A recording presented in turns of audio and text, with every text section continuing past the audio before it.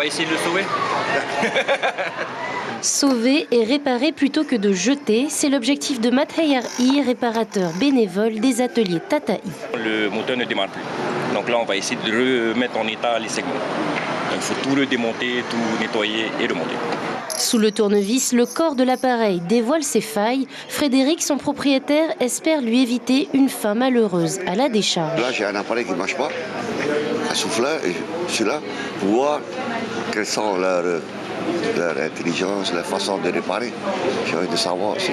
Valérie, elle, n'est pas venue les mains vides. Elle a apporté son ancienne débroussailleuse.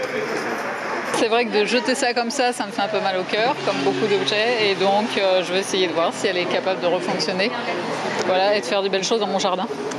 Ici, c'est un aspirateur qui a presque rendu l'âme. À 9 ans, Chloé sait déjà utiliser une panoplie d'outils. Sa maman, une professionnelle de la réparation, n'est jamais très loin. Qu'est-ce que tu sais réparer, Chloé ?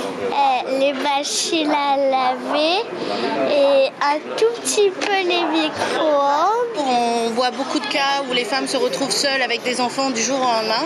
Et donc c'est important justement de pouvoir se rendre indépendante et de pouvoir être capable de pouvoir changer une ampoule, de pouvoir resserrer une vis sur une charnière de porte et tout. Et toutes ces petites choses aujourd'hui, malheureusement, la génération d'aujourd'hui n'ont pas appris. Utilisé au quotidien, l'électroménager génère beaucoup de déchets. Pour Moya Pereire, il faut parfois un coup de pouce pour donner une seconde vie aux objets. Le premier objectif, évidemment, c'est de réduire la quantité d'encombrants qui atterrissent dans nos écosystèmes, de réparer, de valoriser un maximum. L'idée, c'est vraiment qu'elles repartent avec des outils concrets pour la prochaine fois que leur appareil tombera de nouveau en panne, qu'ils sont en mesure de réparer par eux-mêmes ou alors de faire appel à nos réparateurs qui sont quand même des experts.